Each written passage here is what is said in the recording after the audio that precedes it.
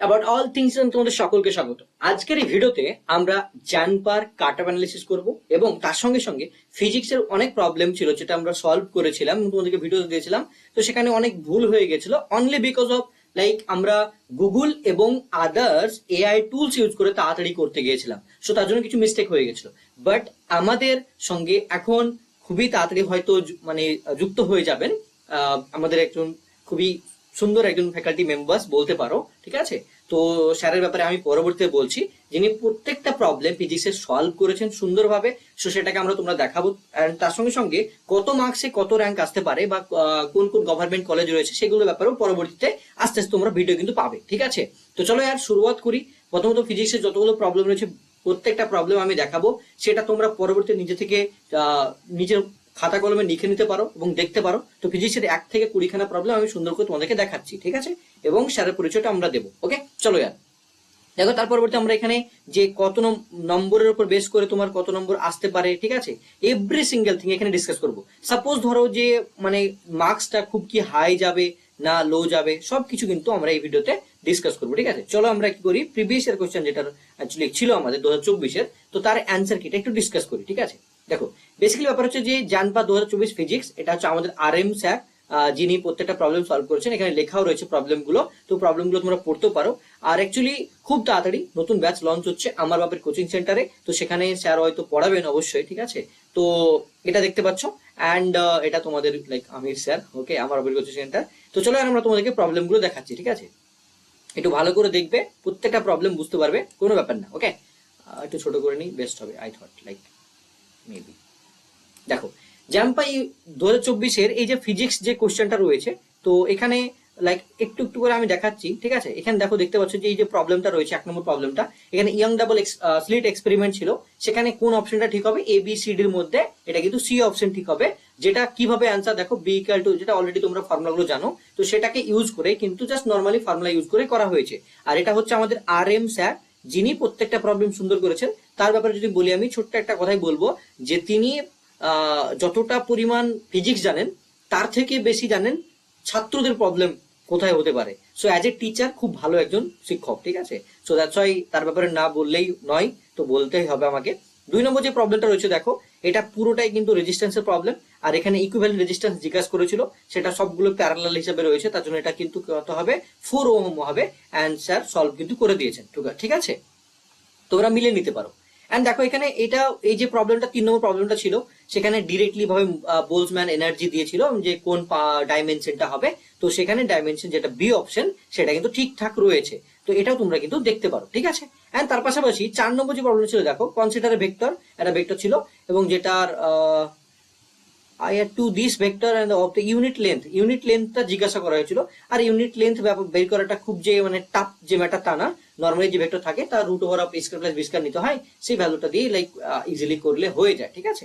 তো এইটার অ্যান্সারটা, এই যে ডি প্রবলেমটা, সেটা কিন্তু হচ্ছিল, ঠিক আছে। দেখো পরবর্তী প্রবলেম 5 নম্বর যে প্রবলেমটা রয়েছে, K=K ভি স্কয়ার, তো সেই প্রবলেমটা কিন্তু অ্যান্সারটা কি হবে, ডি ভেলোসিটি অ্যান্সারটা হবে, যেটা স্যার সুন্দর করে দেখো এখানে সলভও করে দিয়েছেন, কিন্তু এখানে সুন্দর করে সলভও কিন্তু করা রয়েছে, যে ফর্মুলা কিভাবে আসছে, K= কি আসলো এবং রুট ওভার অফ mg/k সেখান থেকে কিভাবে বেরোচ্ছে, সবকিছু তোমরা কিন্তু এখানে চেক করতে পারো, ঠিক আছে। অ্যান্ড নেক্সট 6 প্রবলেম দেখো, এটাও কিন্তু সুন্দর করে স্যার LHS এন্ড RHS প্রমাণ করে দেখিয়েছেন যে কিভাবে কোনটা হচ্ছে, তো কোন অপশনটা ঠিক হবে সেটাও কিন্তু সুন্দরভাবে স্যার কিন্তু এখানে দেখিয়েছেন, ঠিক আছে।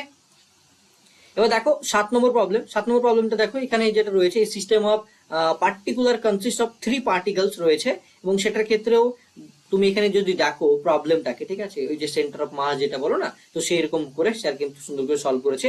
M1 M2 M3 two M যদি হয়, তো সেইভাবে সলভ করে লাস্ট এখানে গিয়ে অ্যান্সার কত আসছে দেখো, এখানে এই যে 2,4 সেটা কিন্তু অ্যান্সার আসছে, যেটা XCM টা 2 আসছে দেখো এখানে, আর YCM টা 4 আসছে। সো দ্যাটস ওয়াই এই অপশনটা ঠিক হবে, B অপশন, ওকে, 7 নম্বরেরটা। 8 নম্বর যে প্রবলেমটা রয়েছে, দেখো a ray of light passes from the vacuum into this one, তো এইটাও কিন্তু ফর্মুলা টাইপের অঙ্ক, জাস্ট একদম I=3 আর μ=sin A by sin R হয়, তোমরা জানো, এবং I এর ভ্যালুটা ওখানে বসিয়েছে, যেখানে অলরেডি এখানে বলাই ছিল সবকিছু, ঠিক আছে। তো সেই হিসাবে ফর্মুলা পুট করার পরে 1 প্লাস মিউ বের করেছে, এন্ড সেখান থেকে cos R টা ফর্মুলা বসিয়ে জাস্ট ইউজ করে ফর্মুলা করে বের করার পরে দেখো এখানে যে সাইন থ্রি আর না, এটা হচ্ছে বীজগণিতের ফর্মুলা, সেটাকে ইউজ করা হচ্ছে 3 sin r - 4 sin r Q theta. তো সেই হিসাবে ইউজ করে করার পরে এখান থেকে কসের ভ্যালুটা বেরিয়ে চলে এসেছে যে কস ইনভার্স এটা ইকুয়াল টু আর হয়। ঠিক আছে, দেখো এটা কিন্তু অলরেডি বের করে ফেলেছে। ঠিক আছে, বি অপশন ঠিকঠাক। দেখো তার পরবর্তীতে এই যে প্রবলেমটা 9 নম্বর প্রবলেমটা, সেটাও কিন্তু স্যার মানে সুন্দর করে যে ফর্মুলা বসিয়ে দুই দিক থেকে সলভ করার পরে কিন্তু এখানেও কিন্তু বেরিয়ে গেছে যে কোনটা অপশন ঠিক হবে। তো ডি অপশনটা হচ্ছে কারেক্ট অ্যান্সার। ঠিক আছে, দেখো পরবর্তীতে 10 নম্বর যে প্রবলেমটা রয়েছে, এই body of mass M is dropped from height H equal to R. তো সেখান থেকে যদি ফর্মুলাকে কাইনেটিক এনার্জি আর পোটেনশিয়াল এনার্জি যদি সমান করে সেখান থেকে দেখো লাইক ইজিলি ফর্মুলা বের করে স্যার কিন্তু V equal to root over of G R যেটা হবে বি অপশন, সেটা কিন্তু করে দিয়েছেন। ঠিক আছে, 11 নম্বর প্রবলেম। তো 11 নম্বর প্রবলেমটা দেখো মানে এত সুন্দর করে স্যার করেছে, লিটারালি কি বলবো, প্রচন্ড মেহনত করে যে সুন্দর করে সবকিছু আঁকার পরবর্তী যেখানে যেটা দরকার সেটা কিন্তু লিখে স্যার সলভ করে দিয়েছেন। এন্ড এখানে দেখতে পাচ্ছ alpha equal to L2 minus L1 by L1 by T2 minus T1, এটা হচ্ছে তোমাদের যে দৈর্ঘ্য যে এক্সপেনশন হয় না, তো নরমালি ভাবে যে লেন্থ এক্সপেনশন আর এটা হয় এরিয়া এক্সপেনশন, একটা ভলিউম এক্সপেনশন। তো তার উপর বেশ করে এই যে ফর্মুলাটা y equal to mx plus c মানে স্ট্রেট লাইন বরাবর হবে। তো সেই হিসাবে ডি অপশন কিন্তু কারেক্ট অ্যান্সার, সেটা কিন্তু করে দিয়েছেন। ঠিক আছে, দেখো 12 নম্বর প্রবলেম আমরা অলরেডি অনেকগুলো করেই ফেললাম। আই থিঙ্ক এটা 10, এটা 11, এটা 12 নম্বর প্রবলেম। 12 নম্বর প্রবলেমটা যেটা ছিল দেখো যে amount of heat supplied to the gas during the process. তো এই প্রসেসের ক্ষেত্রে del Q equal to del U D W, এই যে তোমাদের কি বলবো, এটা যে থার্মাল এক্সপেনশন বলতে পারো বা আমাদের থার্মোডাইনামিক্সের মেনলি কিন্তু এখান থেকে ইউজ করে পিওন বিয়ন ইকুয়াল টু এন আর টি, ওই সমস্ত ফর্মুলাগুলো ইউজ করে কিন্তু এখান থেকে সলভ করা হয়েছে এবং সলভ করে লাস্ট এখানে কিন্তু অ্যান্সারটা আসছে 48 P0 V0। ঠিক আছে, লাস্ট 13 নম্বর প্রবলেম। এখন পর্যন্ত তোমরা ভাবছো যে স্যারকে দেখতে পেলাম না যে স্যার প্রবলেমগুলো সলভ করেছে, দেখাচ্ছি আমি, খুব চাপ নিও না। আর এখানে স্যারের নাম্বার ছিল, আমি নাম্বারটা হটিয়ে দিলাম কারণ স্যারের অনেক প্রবলেম হবে, কারণ তোমরা অনেক কল টল করতে পারো, তার জন্য আমি সরিয়ে দিলাম। ঠিক আছে, আর এটা কিন্তু হবে দেখো এই যে প্রবলেমটা, সেটা 13 নম্বর প্রবলেম, হয়তো আমি আমাদের পিডিএফ এ কিন্তু সলভ হয়েছিল না, তো সেটার অ্যাকচুয়ালি অ্যান্সার হবে 0 ভোল্ট, মানে এ অপশন কারেক্ট অ্যান্সার।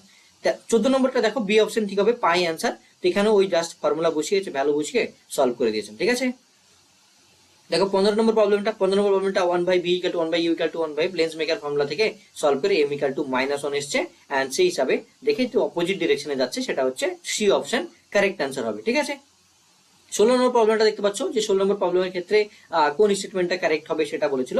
এখানে অ্যাকচুয়ালি মানে যেটা মোর দ্যান কারেক্ট হয় সেই ব্যাপারটা, তার জন্য কিন্তু এ এন্ড বি দুটো অপশনে কিন্তু ঠিকঠাক হবে। ঠিক আছে, এন্ড 17 নম্বর প্রবলেমটা দেখো এখানে কিন্তু সলভ করে দেওয়া হয়েছে যে কিভাবে অ্যাকচুয়ালি কোনটা ঠিক হবে, তা সেটাও কিন্তু স্যার বের করে দিয়েছেন, দুটো অপশন ঠিক হচ্ছে তা। ঠিক আছে, পরে দেখো 17 নম্বর প্রবলেম।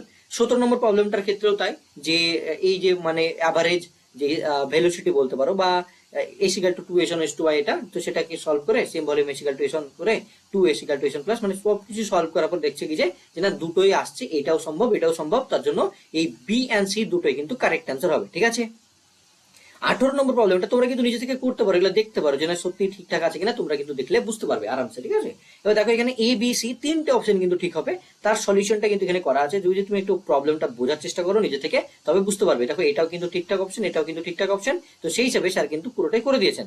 20 নম্বর যে প্রবলেমটা রয়েছে দেখো আর ইকুয়াল টু কে, এই যে ভোল্টেজ এন্ড এই যে ব্যাপারগুলো ছিল, তো এখানে ক্ষেত্রে voltage across the zener diode, সেটা ক্ষেত্রে 8.73 ভোল্ট হবে, এটাও সি এরটা হবে ডি এরটা হবে। তো সবগুলো কিন্তু স্যার করে দিয়েছেন, সেটা দেখতে পাচ্ছ, এটাও ভ্যালুটা বেরিয়েছে আর সবগুলো ভ্যালু কিন্তু বেরিয়েছে, সেই হিসাবে কিন্তু স্যার সুন্দরভাবে আই জেড ইকুয়াল টু 0 করে দিয়েছেন। এবার সব থেকে বড় ইম্পর্টেন্ট ব্যাপার হচ্ছে যে এতগুলো যে আমরা করলাম 1 থেকে 20টা যে প্রবলেম করলাম, তো এই যে প্রবলেমটা যে স্যার করেছে এম আর স্যার আমাদের, ঠিক আছে, দেখতে পাচ্ছ এখানে ভ্যালু আছে R M sir, sorry R M sir. তো স্যারের কোডটা আমি একটু বড় করে দেখাই। ইনি হচ্ছেন একজন আমাদের লাইক স্যার বলতে পারো। ঠিক আছে, সকলের স্যার, অ্যাকচুয়ালি আমারও স্যার তোমারও স্যার, মানে যার কাছ থেকে কিছু শেখা যায় সেই অ্যাকচুয়ালি স্যার হয়ে থাকেন। তো অবশ্যই তোমাদের এটা ফেভারিট টিচার, এবং আমার তো খুব ভালো লেগেছে স্যারকে। সো বেসিক্যালি আমাদের এই যে আর এম স্যার টিচার রয়েছেন, তো পরবর্তীতে যদি আমরা জানপা ব্যাচ লঞ্চ করি, অবশ্যই করবো। ঠিক আছে, তো সেখানে কিন্তু স্যার অবশ্যই পড়াবেন, তো আমরা স্যারকে রিকোয়েস্ট করবো যে পড়ানোর জন্য। ঠিক আছে, যতটা পসিবল হবে তোমাদেরকে টাইম দেওয়ার জন্য। And sir literally already job করেন, পাশাপাশি টিচিং স্যারের খুব পছন্দ স্যার, তার জন্য। So all credit goes to R M sir. So thank you so much sir for this one. And এবার আমরা কি করবো, এর পাশাপাশি আমরা কিন্তু সুন্দরভাবে তোমাদেরকে দেখাবো যে কিভাবে কাট অফ মার্কসটা কত আসতে পারে। ঠিক আছে, তো চলো আমরা তোমাদেরকে একটু দেখাই। ঠিক আছে। দেখো আমি যদি বলি তোমাদেরকে যে খুবই হাই কোয়ালিটি কতটা হতে পারে সেই ব্যাপারটা, তো নর্মালি ভাবে দেখো মোটামুটি 4,000 মতো সিট প্রায় আছে হয়তো, ঠিক আছে, আমি যেটা দেখছিলাম 4,000 সামথিং মতো এরকম কিছু একটা রয়েছে। তো মার্কসের ক্ষেত্রে যদি বলি আমি, তো হয়তো তোমরা ভাববে যে অনেক নাম্বার মানে হয়তো পেয়ে যাবে সবাই, না অত পাবে না। 115 নম্বর রয়েছে, তার মধ্যে দেখবে যে মোটামুটি যা পরীক্ষা দিয়েছে সবাই দেখলাম, অনেকে মানে যতটা নাম্বার পাচ্ছে বা নেগেটিভ মার্কিং করার পরবর্তীতে দেখছে সেখানে খুব বেশি নাম্বারের ক্ষেত্রে যে কাট অফ যাবে তা না। কারণ মোটামুটি তোমার ফিজিক্সের ক্ষেত্রে সমস্ত প্রবলেম গুলো কিন্তু করা প্রচন্ড মুশকিল। লিটারালি যেটা দেখলাম আমি, হয়তো বায়োলজিটা পারবেন, অ্যান্ড মোস্টলি রিজনিংটা অনেকটা ইজি ছিল, রিজনিং পোর্শনটা ইজি ছিল, ইংলিশের ক্ষেত্রেও যে খুব ইজি ছিল তা না, মোটামুটি লাইক সলভ করতে পারবে হয়তো। তো সেখান থেকে আমার যেটা মনে হয় যে মোটামুটি যদি কেউ মানে 70 পেয়ে যায়, 70 প্লাস পেয়ে যায়, তবে তার র্যাঙ্ক কিন্তু খুবই ভালো হবে, 1 থেকে 100 মধ্যে এরকম সামথিং কিছু একটা হবে, বা তারও বেশি যদি পাই, মোটামুটি 70 থেকে 90 এর মধ্যে যদি পাই, 90 তো পাওয়া খুবই মুশকিল, এই নাম্বারটা তোলা খুব মুশকিল, বাট 70টা পাওয়াটা মানে অতটাও যে কঠিন তা বলবো না।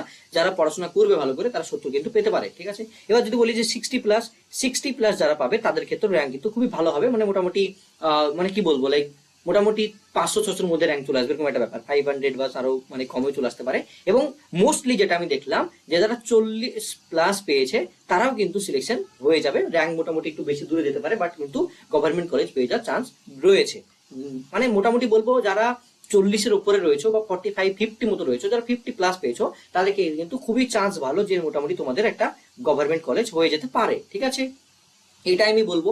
এর পাশাপাশি দেখবে অনেকগুলো কলেজ রয়েছে, এবং কোন কলেজের ক্ষেত্রে কি রয়েছে, কাউন্সিলিং গুলো স্টার্ট হবে, যে কলেজের ক্ষেত্রে কাউন্সিল তোমায় করতে হবে। কাউন্সিলিং তুমি মোটামুটি ধরো 10খানা কলেজ রয়েছে, তুমি 10খানা কলেজের তুমি নাম দিলে, রেজাল্টের পরবর্তী কাউন্সিলিং যখন হবে, তো সেখানে তোমার মার্কসের উপর বেসিস করে তুমি যেই কলেজটা পাবে সেটা। এবার দেখো মোস্টলি কি হয় যে গভর্নমেন্ট যে কলেজগুলো রয়েছে, কেপিসি রয়েছে, আরো যে সমস্ত গুলো রয়েছে, বা ব্যাঙ্গালোরে রয়েছে, কলকাতা রয়েছে, আদার জায়গাতে রয়েছে, সমস্ত জায়গাতে কি হয় সিট খুবই কম থাকে, কোনোটাতে 10টা, কোনোটাতে 20টা, কোনোটাতে 30টা, কোনোটাতে 100টা, এইরকম টাইপের থাকে। তার জন্য তোমাকে আমি বলবো যে অল টোটাল যতগুলো কলেজ থাকবে সবগুলোর ক্ষেত্রে তুমি কিন্তু তোমার মানে যতটা মানে পসিবল লাইক সিট জন্য মানে কি বলবো আরে ইয়ার কাউন্সিলিং এর জন্য কমপ্লিট করা দরকার, সবগুলোতে তোমরা কিন্তু দেবে, ঠিক আছে। তো এটা হচ্ছে ব্যাপার।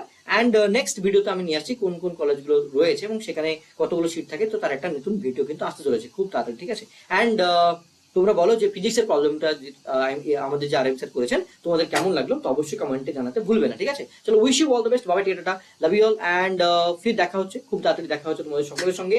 তো এতটাই আমি এই ভিডিওতে বললাম, অ্যান্ড পরবর্তীতে ভিডিওতে আরো নতুন নতুন কিছু জিনিস নিয়ে আসছি তোমাদের সঙ্গে। তো চলো, টেক কেয়ার, বাবাই, টাটা।